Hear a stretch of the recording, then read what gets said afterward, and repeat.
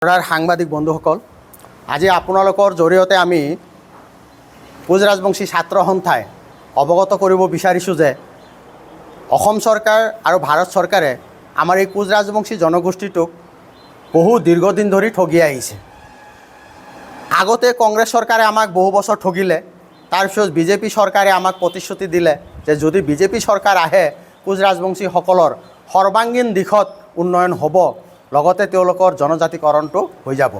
কিন্তু দুখৰ বিষয়, আমি ইমান দিন আন্দোলন কৰি অহাৰ পিছতো আজি তেওঁলোকে কিন্তু আমাক জনজাতিকৰণটো প্ৰক্ৰিয়া একো আগে নবঢ়ালে। তো তেওঁলোকে প্ৰতিশ্ৰুতি দিছিল যে বিজেপি চৰকাৰখনে যদি বিজেপি চৰকাৰ গঠন কৰিব পাৰে তেতিয়াহ'লে 6 মাহৰ ভিতৰত কোচ ৰাজবংশীসকলৰ জনজাতিকৰণ কৰা হ'ব। কিন্তু আজি চাওক আপোনালোকে, আজি 2 বছৰ 2 কাৰ্যকাল তেওঁলোকৰ শেষ হৈ গ'ল, কিন্তু আজিলৈকে কিন্তু কোচ ৰাজবংশীসকলৰ জনজাতিকৰণ নহ'ল। তো আমাৰ কথা, আমি কি গোটেই বছৰ আন্দোলনৰ নামত আন্দোলন কৰিয়ে থাকিম নেকি? আমাৰ প্ৰশ্ন বিজেপি চৰকাৰখনক, আপোনালোকে আমাক জনজাতিকৰণ দিব নে নিদিয়ে আপোনালোকে স্পষ্ট কৰিব লাগে। যদি দিয়ে অতি শীঘ্ৰে দিব লাগে, আৰু যদি দিব নোৱাৰে তেতিয়াহ'লে আপোনালোকে নিদিওঁ বুলি ঘোষণা কৰিব লাগে। তাৰপিছত আমি কি কৰিব লাগে সেয়া আমি কৰি যাম।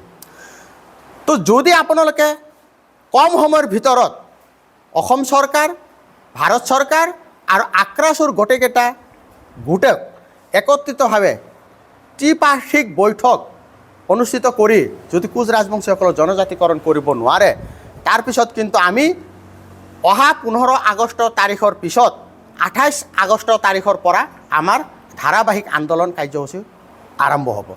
28 আগষ্টটো আমাৰ প্ৰতাৰণা দিৱস, আমি সদায় প্ৰত্যেক বছৰ কলা দিৱস হিচাপে পালন কৰি আহোঁ। কাৰণ 1949 চনৰ 28 আগষ্ট তাৰিখটোত আমাৰ কমতাপুৰ ৰাজ্য ভাৰত চৰকাৰৰ লগত চামিল হৈছিল। এয়া ইতিহাস প্ৰসিদ্ধ কথা, আমি কোৱা কথা নহয়। গতিকে সেই ভাৰত চৰকাৰ আমাক ঠগাই আছে, আৰু সেইকাৰণে 28 আগষ্ট তাৰিখটো আমি প্ৰতাৰণা দিৱস হিচাপে পালন কৰিম। তাৰ পিছৰ পৰাই কিন্তু আমি ধাৰাবাহিক আন্দোলন কৰিবৰ কাৰণে বাধ্য হ'ম। চৰকাৰে ভাবুকি প্ৰদান কৰিছিল যে আন্দোলন কৰিব নোৱাৰিব, আৰু নিজৰ প্ৰাপ্যৰ কাৰণে আমি নিজে আন্দোলন কৰিম। আন্দোলন কৰা গণতান্ত্ৰিক দেশত ৰাজতন্ত্ৰ চলাই আছে যে আমি আন্দোলন কৰিব নোৱাৰোঁ, এইটো কেনেকুৱা ধৰণৰ কথা? গতিকে আমিও দেখাই দিম 28 আগষ্ট তাৰিখৰ পৰা। পুনৰাই আমি 28 তাৰিখৰ পিছত আমি ধাৰাবাহিক গোটেই অসমত লগতে দিল্লীত আমি আন্দোলন কাৰ্যসূচী ল'ম। আমি কি আন্দোলন কাৰ্যসূচী ল'ম সেইখিনি 28 আগষ্ট তাৰিখে আপোনালোকৰ সংবাদমেলৰ জৰিয়তে পুনৰাই আমি অৱগত কৰাম। শেষত কোচ ৰাজবংশীসকলৰ যি KN আৰু জীৱন সিংহ লগতে ভাৰত চৰকাৰৰ মাজত এটা আলোচনা হৈছে বুলি আমি ইতিমধ্যে প্ৰচাৰ মাধ্যমৰ যোগে গম পাইছোঁ। সকলো প্ৰস্তুতি হৈ গৈছে, মাত্ৰ আনুষ্ঠানিকতাহে বাকী আছে। গতিকে আমি এই ক্ষেত্ৰত ভাৰত চৰকাৰ আৰু KNৰ সকলো সদস্যক কোচ ৰাজবংশী ছাত্ৰ সন্থাৰ তৰফৰ পৰা আদৰণি জনাইছোঁ তেওঁলোকে শান্তি চুক্তিত অহাৰ কাৰণে। কাৰণ আমি শান্তি বিচাৰোঁ, আমি আন্দোলন কৰিম। আমি গণতান্ত্ৰিক দেশৰ নাগৰিক, আমি গণতন্ত্ৰক বিশ্বাস কৰোঁ, আৰু যাৰ কাৰণে আমি গণতান্ত্ৰিকভাৱে আন্দোলন কৰি আমাৰ যি প্ৰাপ্য সেই প্ৰাপ্য আমি ডিঙি চেপি হ'লেও আদায় কৰিবৰ কাৰণে বাধ্য হ'ম। গতিকে আপোনালোকে যি অস্ত্ৰ ত্যাগ কৰি শান্তি চুক্তিত আহিছে তাৰ কাৰণে আমি আপোনালোকক বহুত ধন্যবাদ জ্ঞাপন কৰিছোঁ। লগতে সদৌ কোচ ৰাজবংশী সন্থাই আদৰণি জনাইছোঁ। ভৱিষ্যতে আপোনালোকে কোচ ৰাজবংশী ছাত্ৰ সন্থাক সহায় কৰি যাওক, যাতে আমি আমাৰ আন্দোলনৰ জৰিয়তে আমাৰ যি প্ৰাপ্য জনজাতিকৰণ আৰু কমতাপুৰ ৰাজ্য পুনৰ উভতাই আনিব পাৰোঁ। তাৰ কাৰণে সকলোৱে আমাক সহায় সহযোগিতা কৰিব। আজি আমি আগতেও কৈছিলোঁ যে আমাৰ ট্ৰাইবেল সংঘই আমাক বিৰোধিতা কৰি থাকে। আমাৰ ক্ৰাইটেৰিয়া বোলে নাই বা অমুক তমুক হেন তেন। আমি তেওঁলোকক আগতে কৈছোঁ যে আমাৰ জনজাতিকৰণ যেতিয়া হ'ব, আমি আপোনালোকৰ যিখিনি ভাগৰ কোটা সেইখিনি আমাক নালাগে, চৰকাৰে আমাক সেই কোটাখিনিৰ ব্যৱস্থা কৰিব। আৰু এই যে ট্ৰাইবেল সংঘই বিৰোধিতা কৰি থাকে, আমি ক'ব বিচাৰিছোঁ আমাৰ জনজাতিকৰণটো ট্ৰাইবেল সংঘৰ সম্পত্তি নহয়। আমি ট্ৰাইবেলটো আমাক লাগে, আমাৰ এয়া প্ৰাপ্য অধিকাৰ।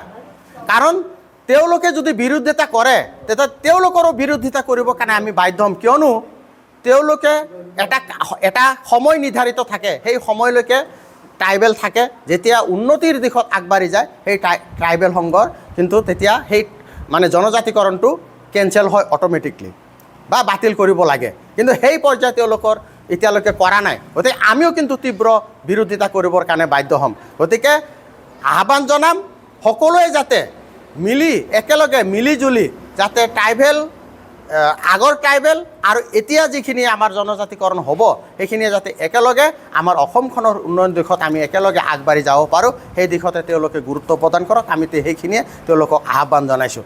অন্যথা তেওঁলোকে যদি আমাৰ বিৰোধিতা কৰি থাকে তেতিয়াহ'লে তেওঁলোকৰ বিৰুদ্ধেও আমি তীব্ৰ আন্দোলন গঢ়ি তুলিবৰ কাৰণে বাধ্য হ'ম। আমি ৰাজনৈতিকভাৱে কোচ ৰাজবংশী সুৰক্ষিত নহয়, যিহেতুকে BTIDত সমষ্টি শুনিছোঁ 40টাৰ পৰা 54টা হ'ব। আমি তাত দাবী উত্থাপন কৰিছোঁ যে সেই 54টাৰ ভিতৰত 10টা সমষ্টি কোচ ৰাজবংশী জনগোষ্ঠীৰ কাৰণে সংৰক্ষিত হ'ব লাগে। এই কথাটো আমি ইতিমধ্যে অৱগত কৰাইছোঁ আৰু ভৱিষ্যতলৈকে আমি কৈ থাকিম যে 54টাৰ ভিতৰত 10টা সমষ্টি কোচ ৰাজবংশীসকলৰ কাৰণে সংৰক্ষিত হ'ব লাগিব। তেতিয়াহে আমি ভাবিম যে কোচ ৰাজবংশী BTIDত সুৰক্ষিত হ'ব। তো ৰাজনৈতিকভাৱে আমি অতি পিছপৰা, গতিকে ৰাজনৈতিক দিশত আমাক সুৰক্ষিত কৰাৰ কাৰণে 10টা সমষ্টি আমাৰ কাৰণে সংৰক্ষিত কৰক। তো ইয়াৰ পিছত আপোনালোকে যিটো এটা অবিভক্ত গোৱালপাৰা আৰু অবিভক্ত গোৱালপাৰাৰ বাহিৰৰ কোচ ৰাজবংশীসকলৰ মাজত এটা যিটো বিভেদৰ সৃষ্টি কৰিব বিচাৰিছে সেইখিনি যাতে আপোনালোকে নকৰে তাৰ কাৰণে কিন্তু আপোনালোকক আহ্বান জনাইছোঁ। অন্যথা কিন্তু অবিভক্ত গোৱালপাৰাৰ মানুহ আমি যিখিনি কোচ ৰাজবংশী জনগোষ্ঠী আছোঁ আমি কিন্তু হাত সাৱটি বহি নাথাকোঁ, এই কথাটো আপোনালোকক স্পষ্ট কৰি দিছোঁ। লগতে আপোনালোকে অবিভক্ত গোৱালপাৰাত কোচ ৰাজবংশীসকলক কণা হাঁহক পতান দিয়াৰ দৰে কমতাপুৰ অট'নমাছ কাউন্সিল দিছে, তাত আমি আগতে আদৰণি জনাইছোঁ।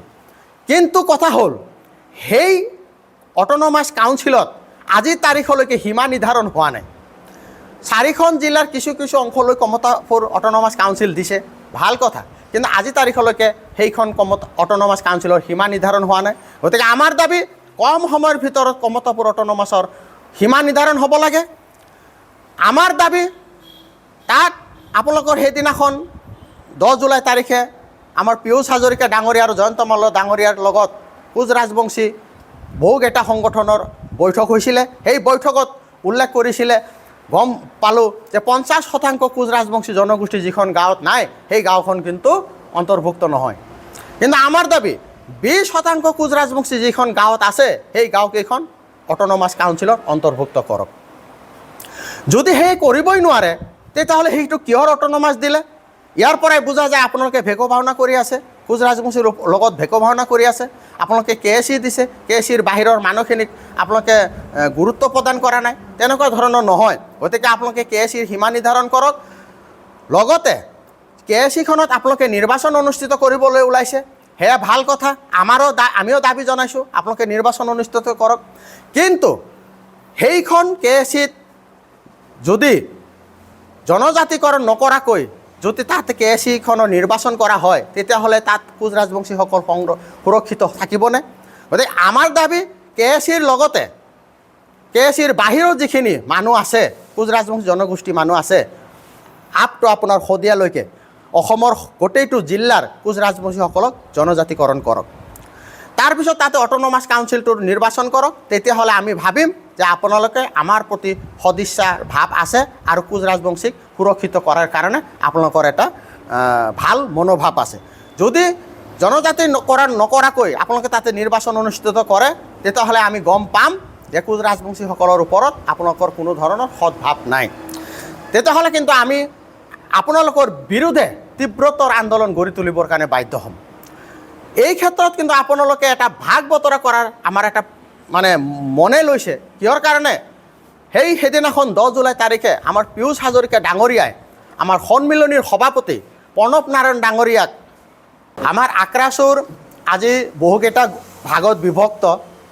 এই ক্ষেত্ৰত আমি আক্ৰাসু হিচাপে সঁচাকৈ দুখিত আৰু লজ্জিত। সেয়ে মই সকলো আক্ৰাসুৰ সমূহ গোটকে আহ্বান জনাম, নিজৰ জাতিটোৰ স্বাৰ্থত, নিজৰ জনগোষ্ঠীটোৰ স্বাৰ্থত সকলো যাতে আমি একত্ৰিত মিলিত হৈ এটা গোট বনাই আমি সেই এটা গোটেৰে যাতে জাতিটোৰ যি আমাৰ প্ৰাপ্য অধিকাৰ সেইখিনি যাতে কাঢ়ি আনিব পাৰোঁ, তাৰ কাৰণে সকলোকে এক হ'বলৈ কাৰণে মই আহ্বান জনাম। চৰকাৰে হয়তো ভাগ ভাগ কৰাৰ এটা পৰিকল্পনা কৰিব, কাৰণ তেওঁলোকে ভাবে কোচ ৰাজবংশীসকল যদি একত্ৰিত হয় আজি অসমত আটাইতকৈ শক্তিশালী জনগোষ্ঠীটো হ'ব কোচ ৰাজবংশী জনগোষ্ঠী। আৰু যাৰ কাৰণে এই বিজেপি চৰকাৰখনে চক্ৰান্তমূলকভাৱে আমাৰ মাজত এটা ভাগ ভাগ কৰি আমাৰ শক্তিটো যাতে বহুত নহয়, আগবাঢ়ি নাযায়, আমি যাতে শক্তিশালী হ'ব নোৱাৰোঁ, তাৰ কাৰণে তেওঁলোকে ব্যৱস্থা কৰা বুলি আমাৰ অনুমান হয়। গতিকে মোৰ সতীৰ্থ বন্ধুসকলক আহ্বান জনাম, আপোনালোকে সেই ক্ষেত্ৰত প্ৰলোভিত নহ'ব।